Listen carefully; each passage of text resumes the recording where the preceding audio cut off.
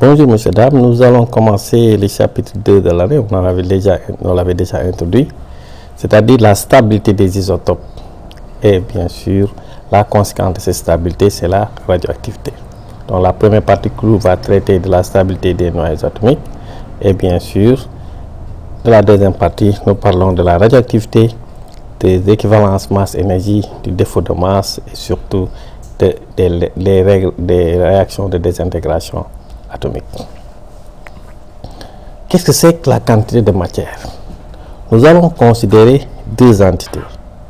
Ici, l'oxygène.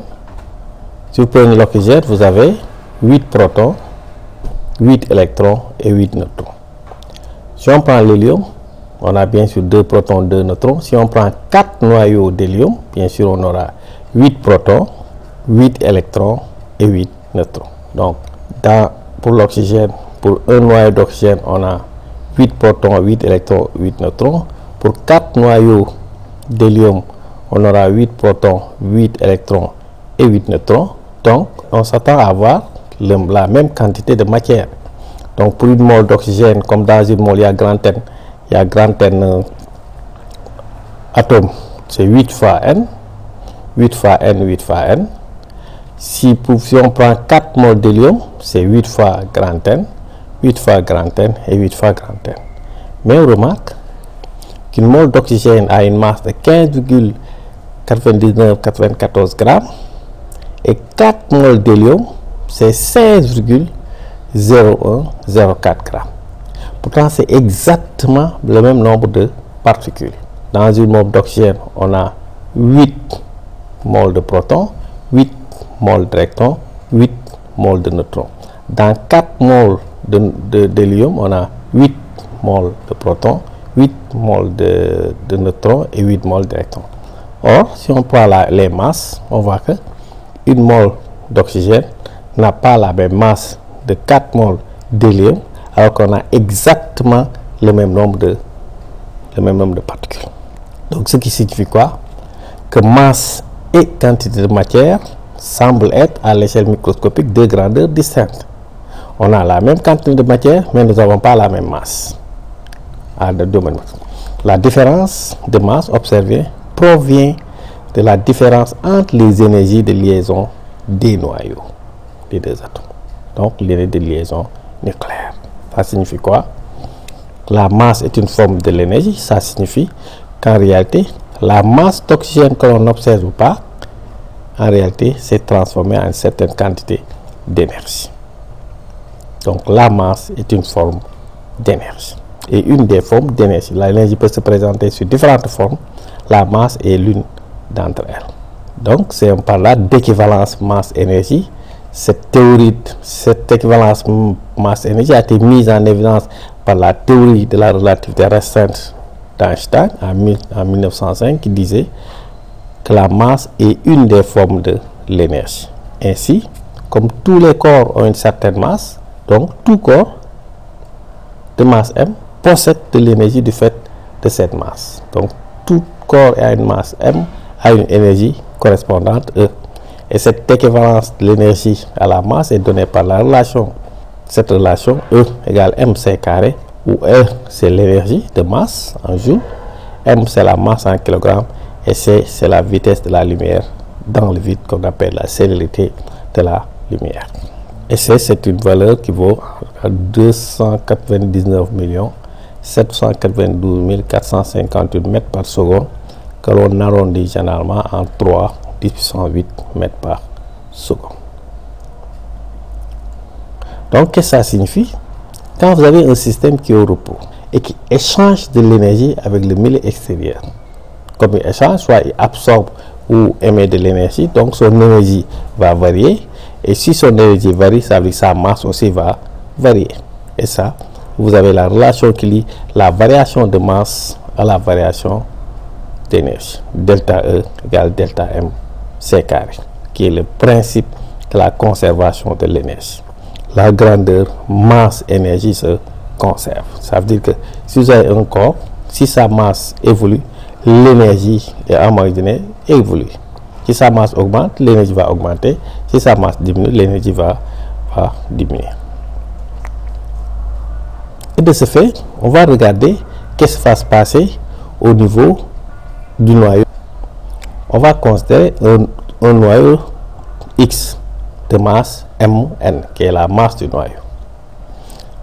Donc, dans ce noyau, nous avons Z protons et A-N neutrons. Et si on fait la somme des masses des nucléons, c'est-à-dire Z fois la masse des protons plus A-Z fois la masse des neutrons, c'est ce qu'on appelle la masse théorique, ça veut dire la somme des masses des nucléons. Nous remarquons que cette masse théorique, la somme des masses des nucléons, est toujours supérieure à la masse du noyau. Et la différence entre la masse réelle du noyau Mn et la masse théorique du noyau est ce qu'on appelle le défaut de masse. Et ce défaut de masse est donné par la relation delta M. Vous notez bien que j'ai mis petit delta M. Z fois MP plus A moins ZMN moins Mn. La masse théorique moins la masse réelle.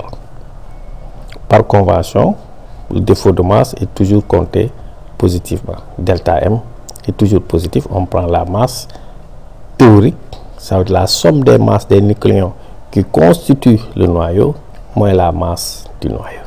Delta M est toujours considéré et pris par convention positivement. Au lycée, vous avez l'habitude de prendre l'inverse, Mn moins M, mais vous mettez en valeur absolue. Équivalence et défaut de masse. D'après le principe de l'équivalence masse-énergie, la quantité delta MC carré, puisque ça, delta M est une masse, donc on peut déterminer son équivalent énergétique en multipliant par C carré. Donc delta M fois C carré est une énergie qu'on appelle EL. Cette énergie, c'est par définition, c'est libéré au cours de la réaction. Z proton plus N neutrons donne N noyau plus R. Donc vous voyez que pour que le noyau se forme, donc Z proton et Z neutrons s'unissent pour former le noyau, il faut une certaine énergie. C'est l'énergie de liaison du noyau.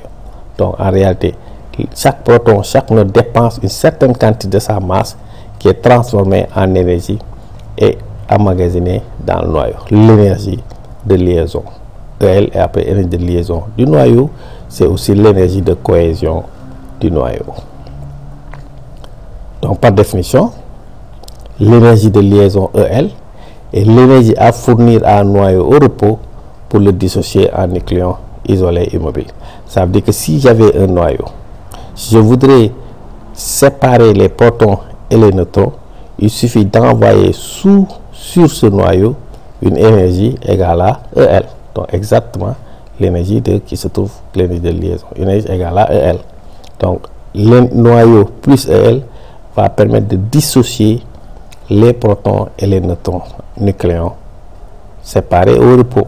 Si je dépense une énergie supérieure à EL, je peux toujours séparer les protons, mais les nucléons ne seront pas au repos, sont en mouvement. Donc noyau repos plus EL, nucléons séparés au repos. Une énergie de liaison est comptée positivement car c'est une énergie reçue par le système par convention. Quand le système reçoit de l'énergie, on compte ça positivement. L'énergie de liaison par nucléon. Donc quand vous avez deux noyaux, comme on a vu en introduction, on avait des noyaux d'oxygène et des noyaux d'hélium. Donc je peux comparer la stabilité de ces deux noyaux. Pour comparer la place de ces deux noyaux, on va comparer l'énergie de liaison par nucléon, c'est-à-dire l'énergie que dépense le noyau pour chacun de ces nucléons. Chacun de ces nucléons, la dépense par personne, par nucléon ici. Donc, plus cette dépense par nucléon est élevée, plus le noyau est stable. Donc, un noyau sera d'autant plus stable que son énergie de liaison par nucléon est élevée. On peut faire une application ici. On me demande de comparer la stabilité des noyaux d'hélium et de 4E. Donc, on avait déjà calculé l'énergie de liaison. Dans l'hélium 3, on a 3 nucléons, donc 1 de liaison sur 3.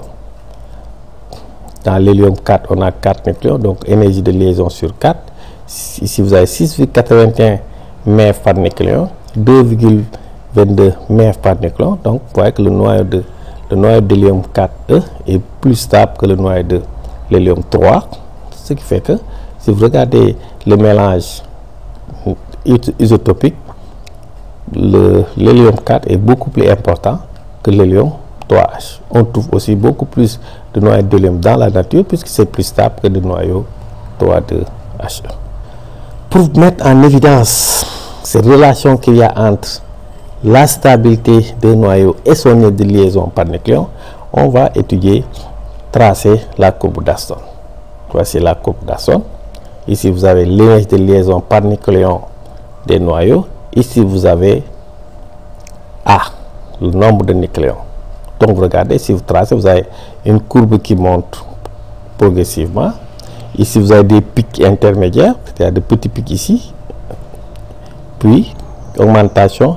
Et à partir du fer, qui est l'un des éléments les plus stables, la courbe se stabilise, puis tend vers des noyaux tendre vers des valeurs plus faibles de l'énergie de liaison par nucléon. Bien sûr, chaque noyau a une énergie de liaison bien définie. Donc, on a une augmentation brusque, rapide ici, avec des pics ici à côté. Pics. Ce noyau-là, on attendait son énergie de liaison ici. On retrouve ça ici au niveau de 7, puisque l'augmentation est régulière. Puis ici, il y a des petits pics ici, des petits pics, ainsi de suite. Puis, ça décroît, ça stabilise un peu. On passe par un maximum, puis la courbe descend et tend vers des valeurs d'énergie plus faibles. Ici, ça, c'est la courbe d'Aston qui va nous permettre de comprendre l'existence des différentes réactions nucléaires, qui aussi permet de mettre une relation directe entre la stabilité des noyaux et l'énergie de liaison par nucléon. Donc, l'interprétation de la courbe, on l'a déjà vu. L'énergie moyenne de liaison par nucléon est comprise entre 5 et 9 électronvolts. Ici, entre 5, ici la plus petite valeur, ici c'est à peu près 5, quelque chose, jusqu'au maximum c'est 9. D'accord? Le noyau de fer est le noyau le plus stable, d'où son abondance dans l'univers. La courbe augmente bien sûr rapidement pour les atomes légers. On regarde ça ici, ça augmente donc pour les atomes légers. Ça veut dire que c'est les A inférieurs à 30, généralement ici. On a une augmentation à partir d'ici. Ça augmente brusquement, tac, tac, tac, tac. Ça augmente, donc pour les noyaux légers. Puis commence à décoller, on l'a dit. On regarde, on note une stabilité particulière pour les noyaux à nombre pair de neutrons et de neutrons. C'est ici, c'est les pics intermédiaires qu'on observait ici. Ici, ce noyau-là, on attendait à avoir son énergie de liaison ici. On le retrouve beaucoup plus haut que les autres. Ici, son nombre de masse est plus petit, mais son énergie de liaison est plus élevé. Même chose ici, on a un petit pic ici, on a un petit pic là. Donc, c'est des noyaux à nombre pair de protons et de neutrons. Donc, et tous les noyaux stables, sont compris entre 40 à peu près et 100. C'est juste une moyenne. Donc, les noyaux stables, c'est les noyaux qui sont ici, entre à peu près 40 ici et 100. Donc, nombre de masse. Donc, ça veut dire que avant 30 ou 40, les noyaux sont instables. Après 100, les noyaux, c'est aussi stable. Donc, voici les résultats, l'interprétation que nous faisons de la courbe d'Aston. Et cette courbe-là nous montre quoi? Comme dans la nature, tout cherche à aller vers le maximum de stabilité. Donc, qu'est-ce qui va se passer? Ça veut dire que comme les éléments stables, les noyaux stables ont des nombres de masse compris entre 40 et 100, eh bien, tous les noyaux qui sont avant 40 et au-delà de 100 vont chercher à avoir des nombres de masse, vont chercher à intégrer cet intervalle de stabilité.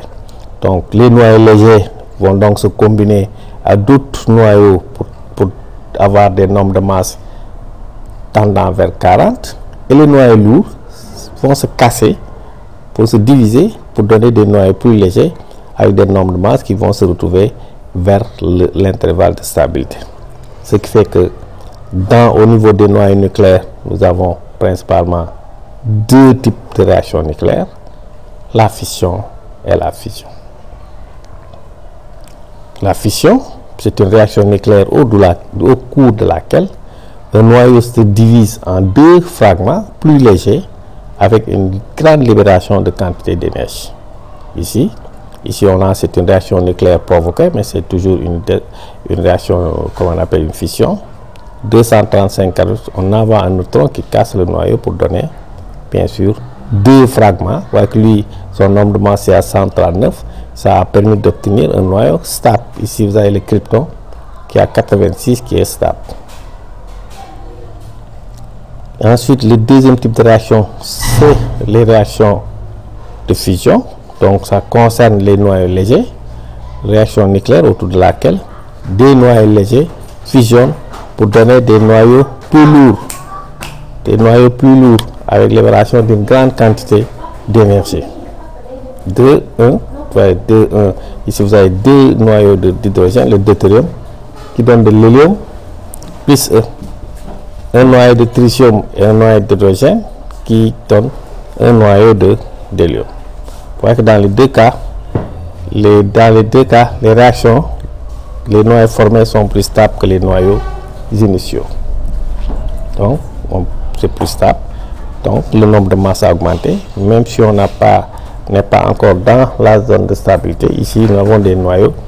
Si vous déterminez les énergies de liaison, c'est sûr que l'indice de liaison de HE est plus élevé que l'indice de liaison de 3,1. H est beaucoup plus élevé que l'indice de liaison de 1H. Donc ici, donc voilà, on va s'arrêter ici. On va s'arrêter ici. Donc vous voyez que au niveau des noyaux, la stabilité est fortement liée à l'indice de liaison par nucléon. Et bien sûr, on remarque aussi que les 2 types de réactions nucléaires que nous obtenons au niveau de ces noyaux sont intimement liés à la recherche de stabilité. En résumé, les noyaux légers vont se combiner entre eux pour donner des noyaux plus lourds, et bien sûr, les noyaux lourds ont tendance à se casser pour donner des noyaux moins légers. Merci de votre attention et à la prochaine.